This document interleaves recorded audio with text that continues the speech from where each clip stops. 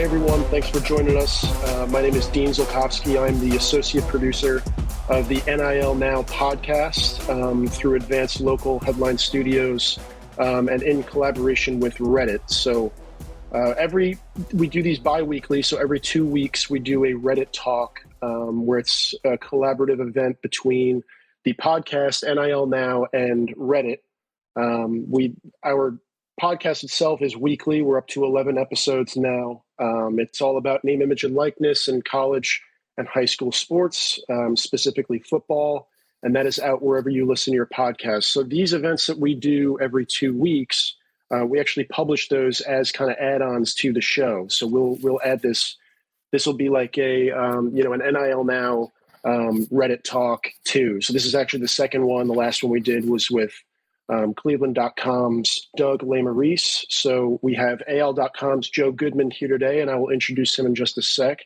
But for those listening that are listening on as a podcast, just join us for Reddit Talks. It's a cool little thing where it's an Ask Me Anything online platform. Today we're going to be going for about 30 to 45 minutes. I know that Bobak has to cut out a little early, so it's not going to be too long. I know the last one was, a little bit over an hour, so it won't be that long. But we'll have, some unique guests and, really looking forward to it. But for those of you here, please, raise your hands, ask us questions throughout the event. And that said, our guest this week or for today is Joe Goodman, a sports columnist for AL.com. Joe, thanks again for joining us. How are you doing? How's your Reddit experience so far? Yeah, absolutely. It's great. I love checking out the SEC shorts on the message board today. I love those guys. If you ever get a chance to go see SEC shorts live, definitely do that, because I saw them at Alabama Theater before the Iron Bowl this year, and it was amazing.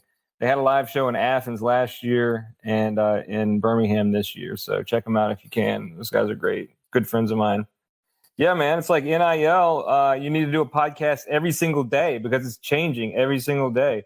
Just like Brett Bielema said, when he put out that tweet, kind of throwing some shade at Auburn because they got Avery Jones from East Carolina, the transfer. College football is changing every day because of NIL. Yeah, and Joe, I just wanted to compliment you on the Birmingham Bowl trophy as your avatar. I think that is because you have to understand, I get it, Dean gets it, most of our audience gets it, but some of the Reddit staff who literally have no idea what sports are, if it even kicked them in the butt, they don't appreciate the glory of the Birmingham Bowl trophy and the fact that there is a giant man doing iron work with apron on the front, but party in the back. So yeah, right. So pretty much everyone in the South understands what Vulcan is. So it's this enormous iron statue in Birmingham, Alabama, on top of Red Mountain, and it is the second largest statue, I believe, in the country to the Statue of Liberty. And he has no pants. Okay, it's like Vulcan, the god of fire, and he has no pants. And for the Birmingham Bowl, the trophy is Vulcan with no pants, and it's like the greatest bowl trophy there is, man. I mean, nothing comes close to the god of fire with no pants. And so I call him the sport Vulcan, the sports dunk, because he's got the sports dunk for sure. Absolutely. Hey, and just a quick reminder, all of you out there, you can just hit to raise your hand. If you're on your phone, it's the bottom left part of the screen. I forgot exactly what it looks like on desktop, but just hit that hand button and we'll bring you up here and you can ask Joe your questions. But Joe, I had one other question for you, because I read one of your recent articles, about the predictions for next season. Texas A&M, you've got them being a potential contender for the title next year. What are your thoughts on that? Man, it just completely unraveled on them so badly this year, and they could not get it back. But it's hard for me to look past them, man, because they got so much talent there. And the quarterback is pretty talented. I think he's going to be good. And when you add the X factor of Bobby Petrino coming in, they're going to be contenders. I think whether people appreciate that or not right now. I mean, LSU had everything to play for in the last game of the year, and Texas A&M finally got something together and beat them. That was a good win for them, momentum wise. And yeah, you always like to go out on a limb a little bit. I think Texas A&M with that legendary, recruiting class, which I know a lot of those guys have left already, but they got some 5-stars in there who are growing up. They're going to be good. They got Alabama and Auburn at Kyle Field, so that's a big deal. I know they got LSU at in Death Valley this year at the end of the year. That'll be their big game. Alabama, obviously.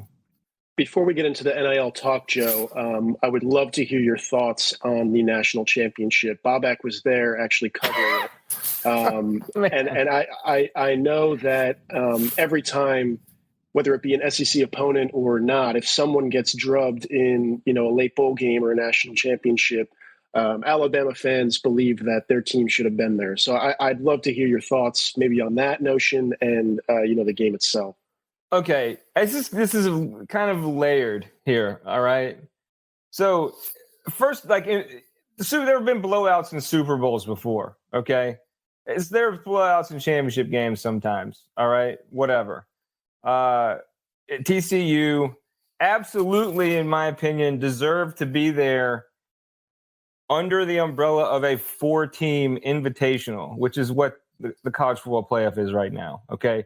Because so much emphasis is placed on losses, all right, and not actually which is the best team, all right? But when and this is the point, one of the points I made in that column, when they move to 12 teams or 16 teams or whatever they're going to do, they absolutely need to get rid of the college football poll because it handicaps the committee. What they just need to set the field after the last conference championship game, just like they do basketball. Because just think about it this way. In that scenario, if there's no top 25 that the committee is beholden to, all right, where is TCU going to be going into a 12 or 16 team playoff after they lost to Kansas State? They're not going to be 3. I know that.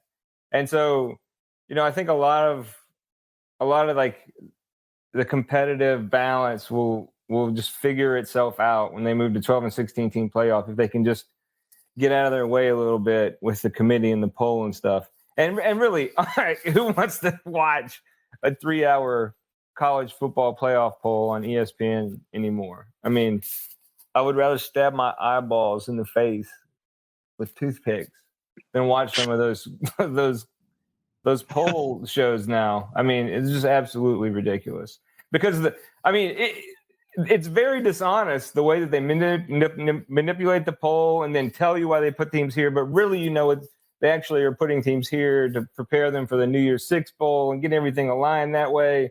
And so you just do away with the poll. Let the coaches and the sports writers have their poll, and then go back to having the committee bunker together after the conference championships, just like basketball, and really just using some of those old BCS computer rankings and stuff to set the playoff.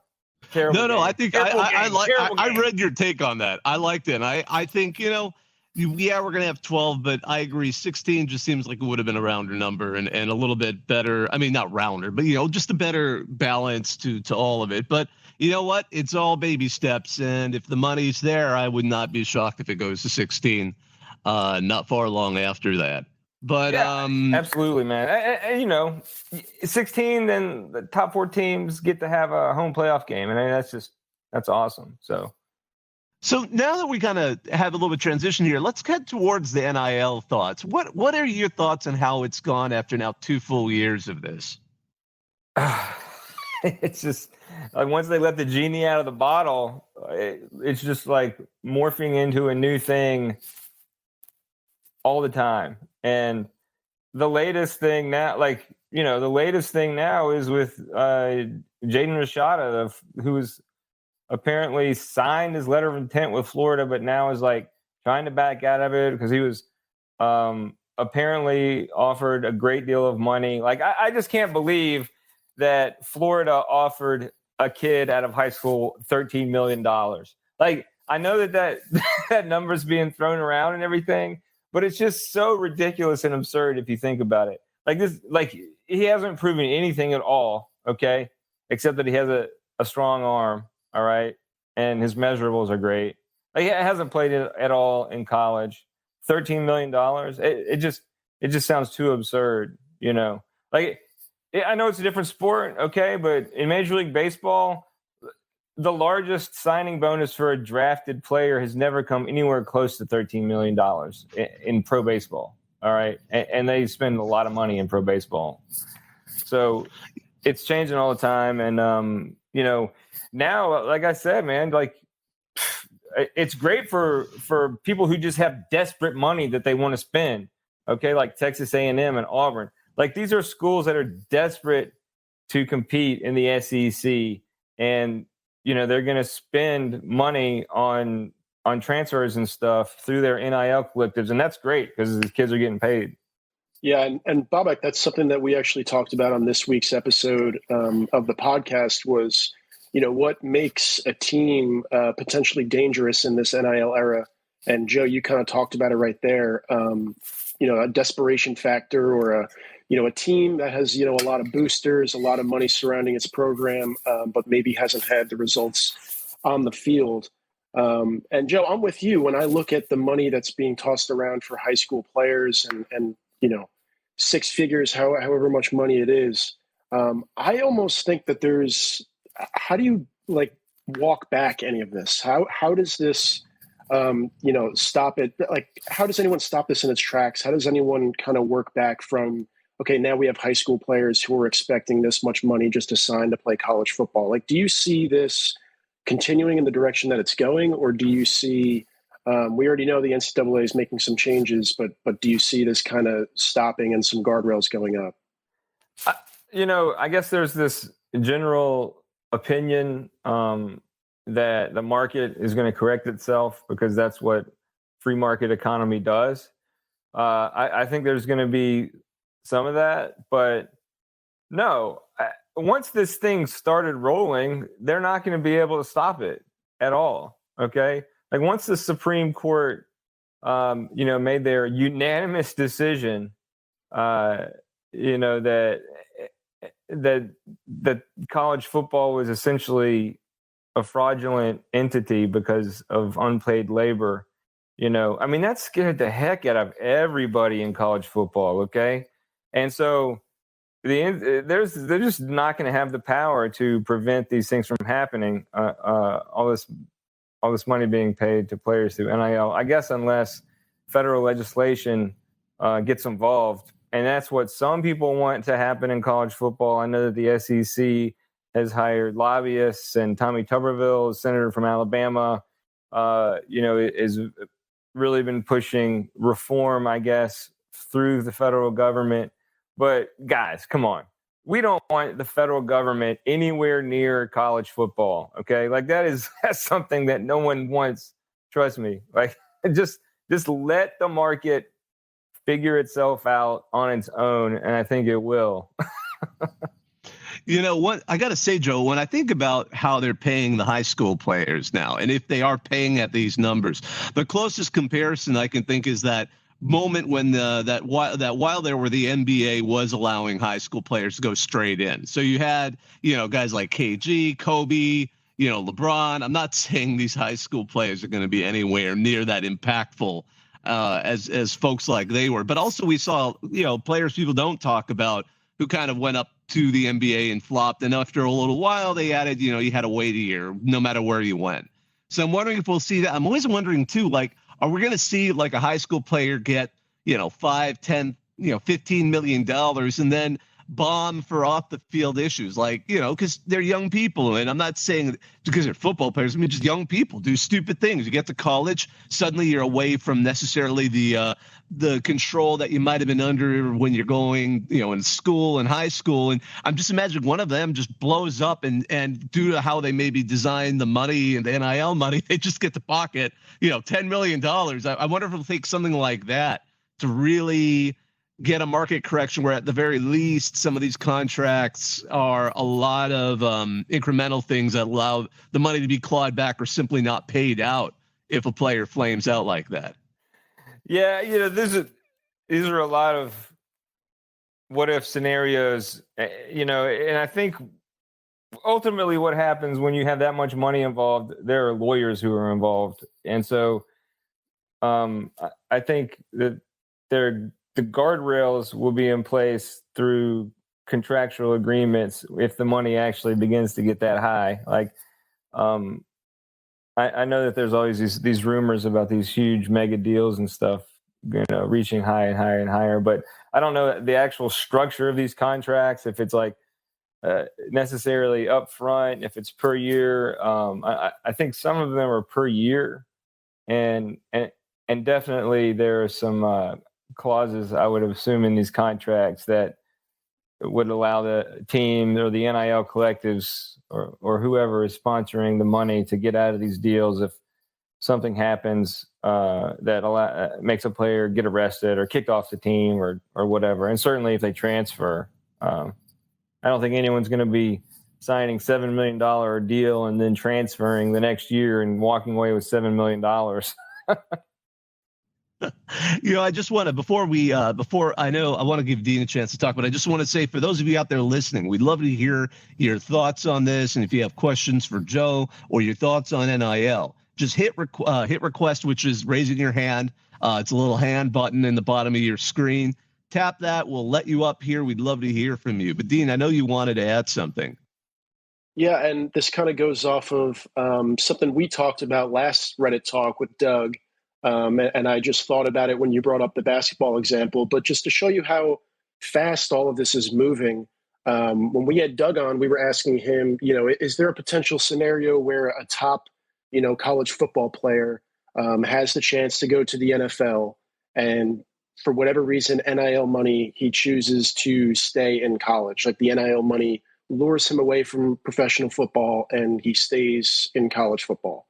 And we thought, that would be something. Maybe we didn't think it was going to happen. And just within the last time that we spoke to Doug and now Blake Corum, the Michigan running back, sure, there were other things going on, but, NIL played a huge factor in his decision to return to Michigan for another season. Joe, I wonder, when you saw that, what were your thoughts about, NIL money keeping one of the top running backs in college football? And I guess how many more scenarios will we see like that, do you think? No, I think it's absolutely great for college football that they can now spend to keep a player in school. I mean, it's certainly great for the overall product of the game. Oscar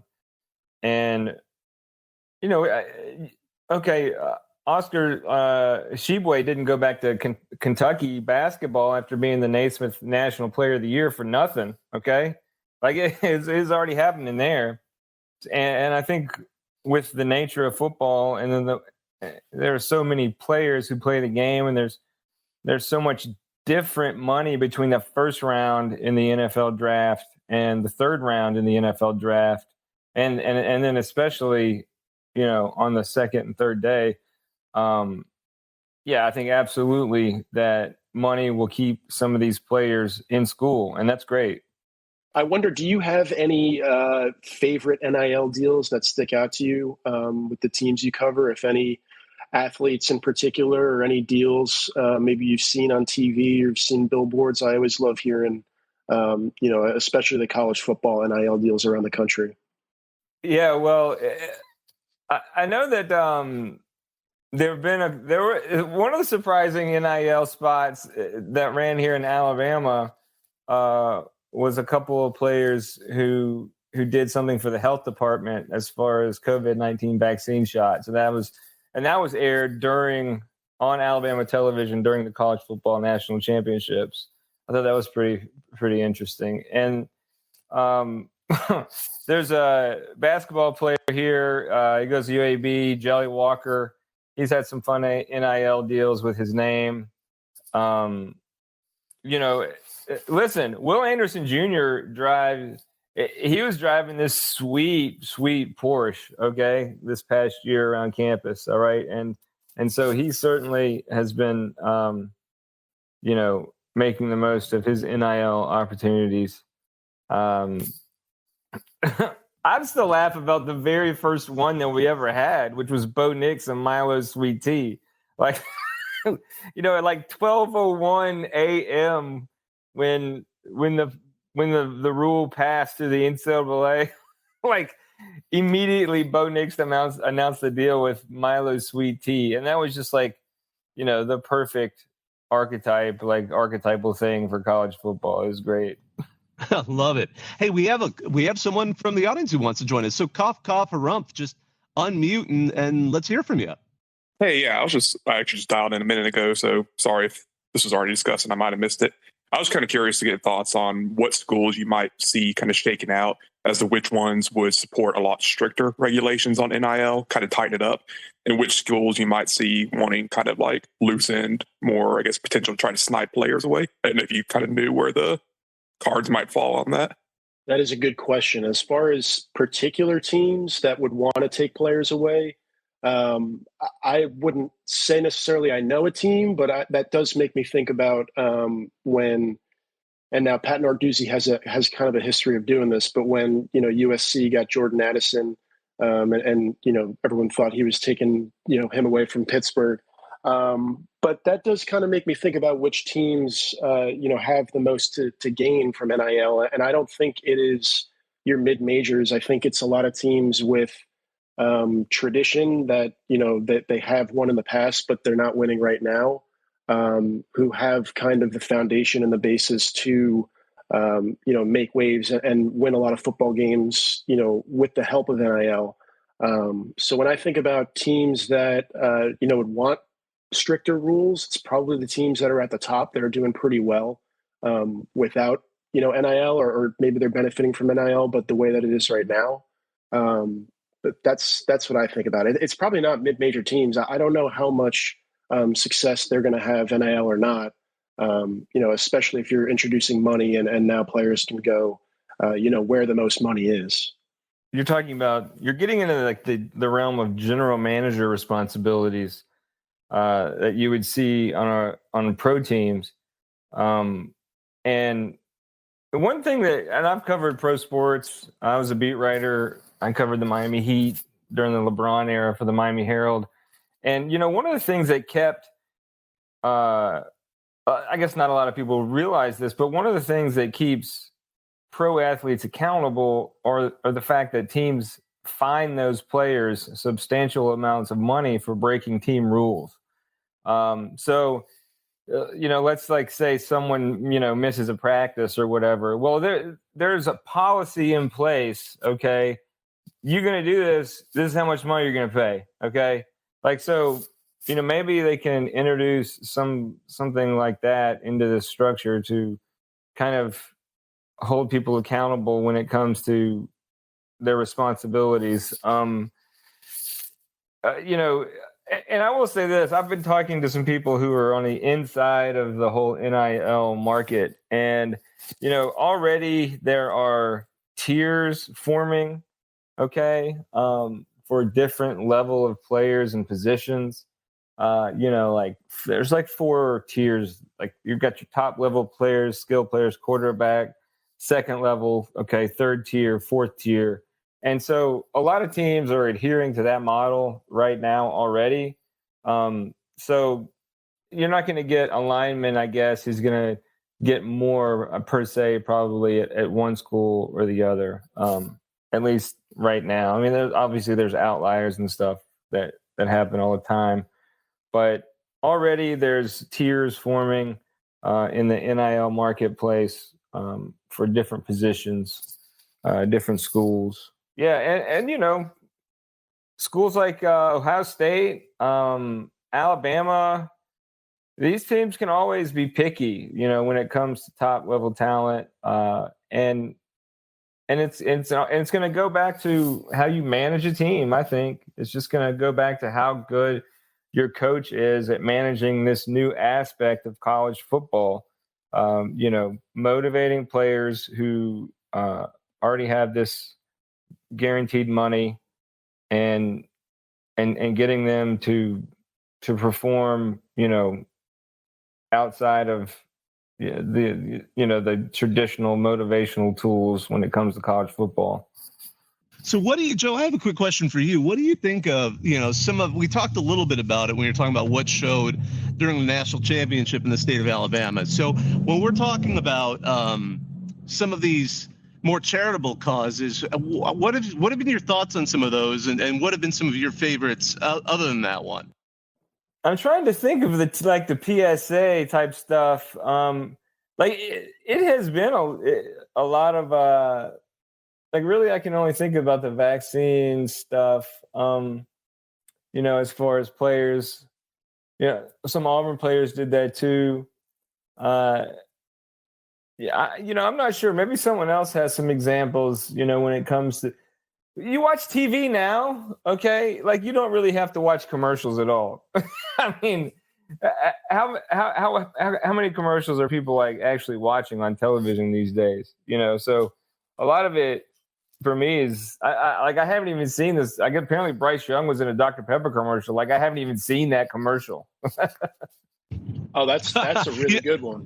That's one of the best ones. The whole Dr. Pepper, the fan experience. Am I thinking of the right thing, that they have the whole running thing with college football? I think I've seen that commercial. I think it's great. Oh yeah, you got it right. Yeah. And we have another member of the audience up here. Hey, Tama Lister, pardon me. What's going on? Well, hello. I am basically an NCAA fan that likes to watch sports, I guess. And sorry for my accent. I am actually from Costa Rica. Hey, no worries, man. We're all from somewhere. Worries. What do you have any thoughts on NIL or the national championship or just general college football in general? Well, I wanted to speak about the national championship and some questions for Joe Goodman. Do you think the national championship was extremely boring or bad? So, yeah. Yeah, man, it was definitely boring. I fought through the second half just because I wanted to watch the whole thing, and I wasn't going to not watch the national championship. But certainly I was like, should I try to watch an episode of The Office during halftime? Indeed. I wish I could have done that, but I was in the press box and would have been awkward. Maybe. Man. Here's another question. How did you feel about Alabama finally playing a first-time opponent in a bowl? It was actually Kansas State in the Sugar Bowl. Alabama. First off, Thomas, who's your team? Well, I am actually a fan of both Alabama and Oregon. And fun fact, I have been wishing for both teams to schedule a series or a game between each other. Yeah, that would be a great series. I'd love to go up to Eugene, cover some of those games. We might get Oregon in the college football playoff this year. Here's a fun fact for you. I'll right back at you, okay? So the past 4 national champions all have one thing in common, other than the fact that they're SEC schools. They all beat a team quarterbacked by Bo Nix. So, oh, damn. Well, yeah. I remember that back then I didn't like Bo Nix because he was responsible for Oregon's first loss of the 2019 season, but now I really love him. I love Bo Nix. Okay, there are a lot. He's a very polarizing player in college football, but I love the guy. He put up with a lot at Auburn, and I think he's going to have a great season next year, and he very well could be in the playoffs and make it 5 times in a row playing and probably losing to an SEC national champion. Yeah. But as far as Alabama, Kansas State goes, Alabama finally put it all together. Like, that was the game where Alabama finally showed everybody like what this team could do. And I was, hey, good for those guys that they didn't just take off the Sugar Bowl and they played hard, because we've seen Alabama teams, kind of in like these lame duck scenario situations just lay eggs. But this team didn't do that.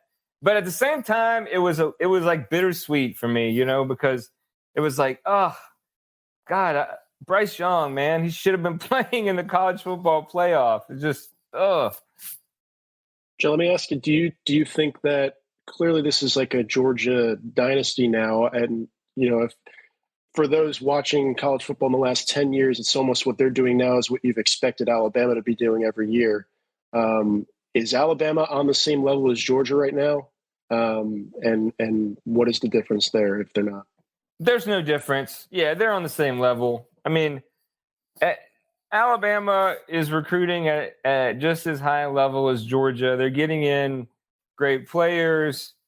It's just that, okay, last year, Alabama really handed it to Georgia in the SEC championship game, and that was only last year.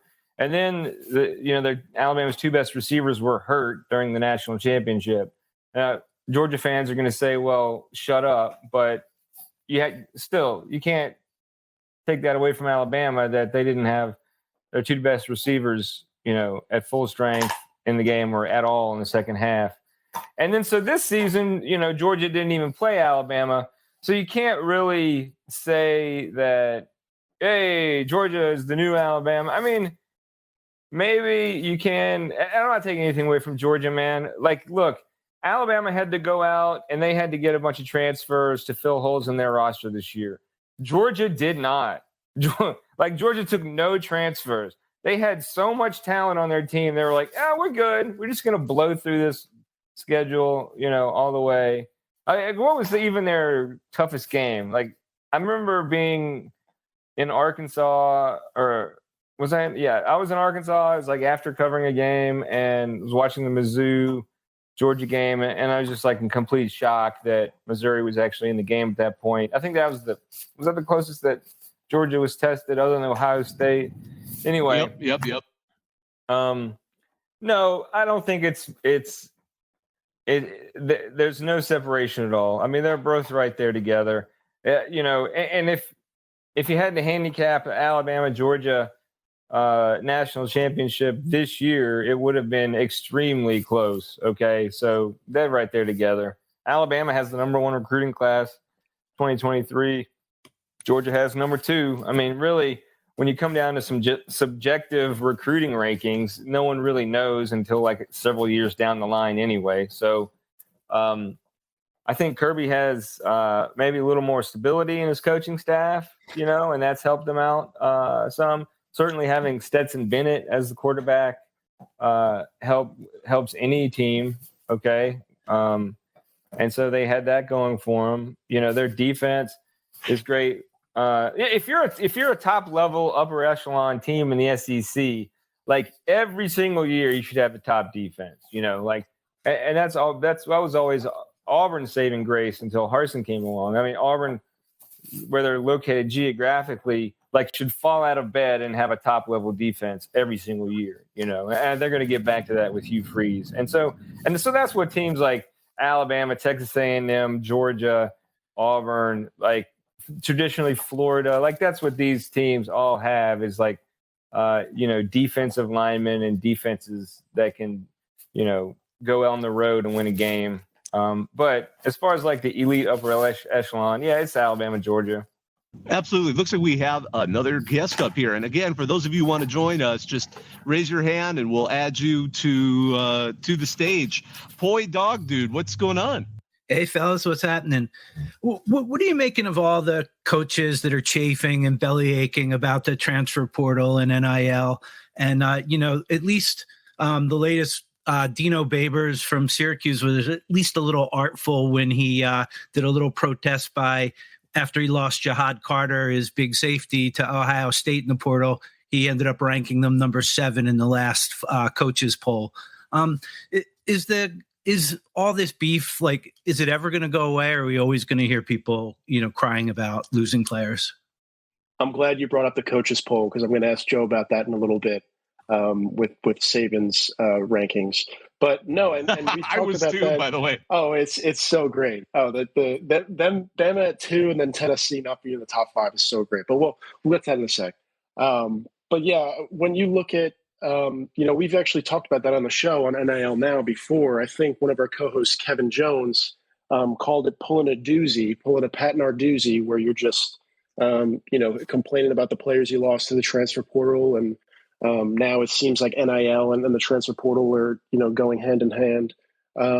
I think that's just something that you're going to see is coaches not really, and that's, the coaches who don't like NIL, this is what they don't like about it, is they're losing control. They don't have control over these student athletes who they've controlled, and they've kind of been in the driver's seat for, as long as college football has been around. So I think as long as there's more control to the players and they have more power over what they're doing and they have the ability to leave and take money elsewhere, you're going to see coaches that are upset by it. Okay. College petty coaches through the college football poll. Yes, it is a tradition like no other. Yeah, you just got to laugh, right? At the end of the year when Saban puts himself number 2 in the country, throws all that shade at Tennessee. I mean, whatever. That was a funny story about Syracuse. I was not aware of that. But yeah, that's that. Coaches have fun with the coaches poll. A lot of times it's the SIDs who do that, but I guess at the end of the year, coaches get involved because they have the time. There's nothing else going on for guys who aren't holding up the trophy at the end of the year. And listen, coaches, it is such a competitive industry. It is so competitive for these coaches. It has always been this way in college football. NIL is just the latest thing, all right? But Georgia Tech literally quit the SEC because of a coaching beef, all right, between Bobby Dodd and Paul Bryant. That actually happened, okay? Coaches have beefs with each other, and it stretches all the way back through the entire history of college football. This NIL is just the latest thing. So that's what it is for me, and once NIL gets going, it's going to be something else. And then it's going to be something else. It's constantly going to be evolving. It'll be like strength of schedule or, with the new playoff or, playing at home. I don't know, but, it's always something. They tweaked the rules, to prevent Bryant from oversigning so many guys. They bumped it down to 85 scholarships, They've constantly changed the rules, to kind of Saban-proof the sport. And so it's always evolving that way. So it looks like we've got one caller also up here too, and we want to make sure to get to everyone. This might be our last one, but Constant Madness, what's going on? Hey guys, thank you for having me on. Something that Joe said was related to my question, actually, talking about how the rules of how things have changed in college football, often in response to a level of dominance by the best of the best in college football, whether it be by the NCAA or by other teams changing up their play style. And considering he's won 6 national championships in a 12-year span, no one has been better at adapting to the ever-changing landscape of college football than Nick Saban. So with that in mind, especially as he loses more assistant coaches, brings in another top recruiting class, business as usual for Alabama, what do you guys expect Alabama to look like, maybe not just next year, but in the next few years as college football continues to adapt? What way do you guys expect Nick Saban to continue to tweak Alabama so that way they can continue their reign of dominance even as other programs around the country sprout up new offenses and defenses to try to curtail the success of Alabama, and I guess the whole SEC in general? Okay, great question. So there's this overriding sense among a lot of people that cover college football that the dynasty's over for Alabama, or it's definitely on its precipitous drop way down. I'm not there yet. Okay. I'm not going to call that. I don't think that's the case. All right. But I can definitely see the reasons why. Okay. And they go back to what we were talking about earlier, just about how all of these mechanisms have put into place to quote unquote Saban proof the game. the playoff, NIL, transfer portal, all this stuff, okay? Like Alabama, Georgia, they're still going to have, and we're talking about super teams, like, it's like every year someone has a super team. It's LSU, Alabama, Georgia. But what's going to happen, I guess, people think, I don't know yet, is that around the edges, the depth charts, things like this, that's what's going to thin out for these top-tier teams, Alabama's, all right? And so when you have like legitimate 4-star, 5-star second-string guys, okay, going somewhere else, and then that takes away from Alabama because depth is key in college football. Like college football is all about depth, all right? Like how good is your backup? And so here's a perfect example, okay? There was an amazing linebacker at Alabama, Drew Sanders, who was a backup, 5-star backup for like 2 years. Okay, his kid was from Dallas, came to Alabama. It was behind Will Anderson Jr. and then behind Dallas Turner. All right, and so Drew Sanders, who's probably going to be a first-round draft pick, all right, transferred to Arkansas. Like before, that was not possible. Okay, and so then what happened? What happened when Drew Sanders went to Arkansas?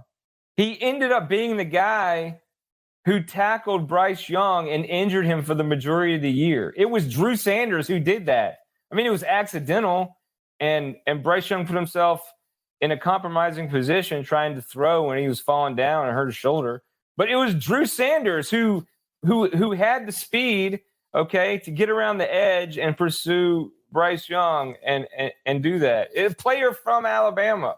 Okay, so that's like a perfect example of how competitive balance through the transfer portal is already impacting. And look, Cincinnati made the college football playoff. I know that was like kind of pandemic driven, but then now TCU wasn't a fluke. Georgia was a lot better, and there's a lot to be said about TCU having a month to prepare for Michigan and then like 1 week to prepare for Georgia. Like you saw what happened, okay? Like Sonny Dykes can only do so much, but TCU is there, okay? Like that doesn't happen before. TCU's getting all these transfers. That's why they're there. Like Colorado. Like Colorado's been perennially awful, okay? And they're not going to be that anymore, and it's because of the transfer portal. When you say like how is Saban going to keep up? Saban is going to keep up. He's the greatest, man. He's great. He's such a great recruiter. Like there's no better recruiter in college football history. So Alabama is always going to be up there, but it's like keeping those second and third string guys happy. Like that is how you string along a dynasty. Like that's how Georgia won back-to-back years. So, that's going to be the key. Joe, I got one more question here for you before we wrap up. And Consumannus, that was a great question. This kind of goes off of that. But Joe, I'm looking at some of your latest columns, and you guys should all check those out at al.com. One of them kind of talks about, will Saban still coach beyond the 2023 season? And you kind of touched on Saban right there and his ability to adapt to college football. But do you, when you think about whether or not he's going to be coaching in the future, do you think that NIL and the transfer portal and this new era of college football that is kind of unlike what we've seen before, how much do you think that plays into, even the question of Saban continuing to coach? Nah, that's not going to be the reason why Saban retires. I mean, he's getting old. Like that's going to, ultimately it would be if they, like I said in the column, if they lose 3 games. Like I feel like if Alabama loses 3 games, then Saban will retire. I feel that way because that's what he said in the past. But Saban he's going to be able to adapt to anything that comes along in college football. He's going to be able to out-recruit everyone pretty much every year. Players are going to handpick. He's going to be able to handpick the best of the best players every year as long as he's at Alabama. And I don't think he really cares, about NIL or whatever. Like, we all know what Dabo said or whatever. Like, Saban's not that way, okay? Like, he's a very pragmatic person. He is going to just roll with the punches and figure out how to beat everyone at that new mechanism that's introduced to college football.